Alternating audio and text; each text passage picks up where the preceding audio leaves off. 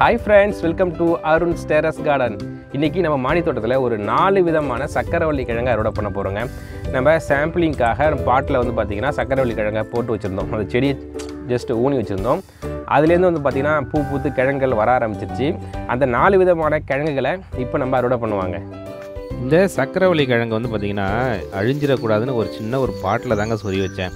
இதில் ஒரு 4 வகை நம்ம வீட்டில் இருக்குது.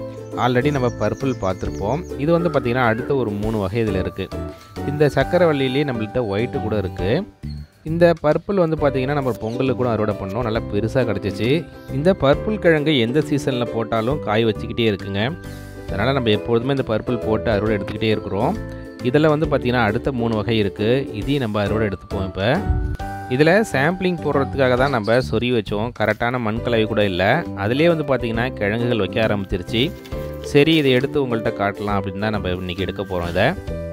இந்த சக்கரவள்ளி கிழங்கை பொறுத்தளவுக்கு நம்ம கிழங்கு வச்சு வளர்ப்பதை விட இந்த குச்சை கட் பண்ணி வச்சாலே போதுங்க. அதிலிருந்து பார்த்திங்கன்னா நிறைய வளரும். அதுக்காக தான் இது ஒரு 4 குச்சை வந்து பார்த்திங்கன்னா இந்த பாட்டில் சொறி வச்சேன். இது வந்து ஒயிட்டுங்க, அதாவது மேலேயும் வந்து பார்த்திங்கன்னா கிழங்கு ஒயிட்டாக இருக்கும். அந்த கொடியது இந்த இலையை வச்சு அந்த கிழங்கு டைப்பு வந்து நம்ம சொல்ல முடியுங்க.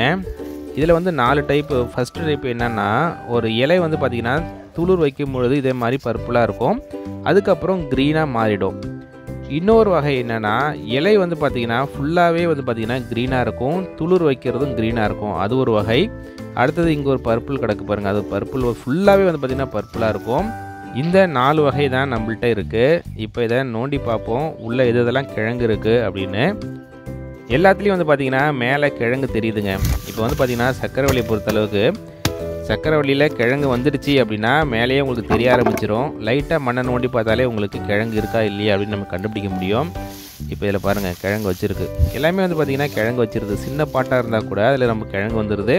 இந்த சக்கரவள்ளி கிழங்கு வந்து பார்த்திங்கன்னா குழந்தைகளுக்கு கொடுக்க வேண்டிய கிழங்குல சக்கரவள்ளி கிழங்கு தாங்க முதலிடத்தில் இருக்குது. கண்டிப்பாக குழந்தைகளுக்கு நிறைய சக்கரவள்ளி கிழங்கு கொடுக்கணும். அதுக்காக தான் நம்ம நிறையா வந்து பார்த்திங்கன்னா சக்கரவள்ளி கிழங்கு போடுறோம்.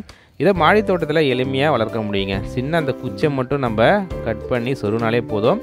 சக்கரவள்ளி கிழங்கு உங்களுக்கு ஒரு 3 மாதத்தில் ரெடி ஆகிடும். இப்போ இதில் ஒரு 2 டைப் இருக்குங்க.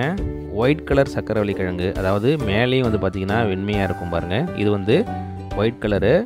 அதுக்கப்புறம் இது வந்து பார்த்திங்கன்னா நார்மல் சக்கரவள்ளி கிழங்கு. நம்ம எப்பொழுதுமே இந்த மார்க்கெட்டில் கிடைக்கும்ல, அதே மாதிரி உள்ள சக்கரவள்ளி கிழங்கு தான் இது. பூ வந்து பார்த்திங்கன்னா வெண்மையாக பூக்குதுங்க. அதாவது மார்னிங் க்ளோரி மாதிரி பூ பூக்குது.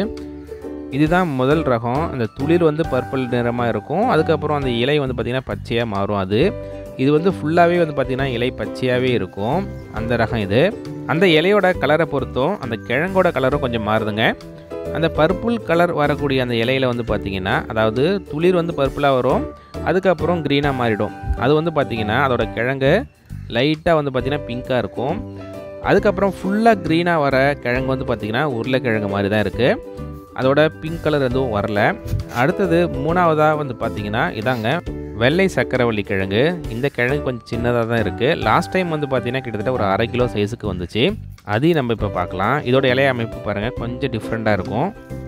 இதுதான் லாஸ்ட் இயர் வந்து பார்த்திங்கன்னா நம்ம அறுவடை எடுத்தது. ஒரே ஒரு கிழங்கு தான் வந்துச்சு.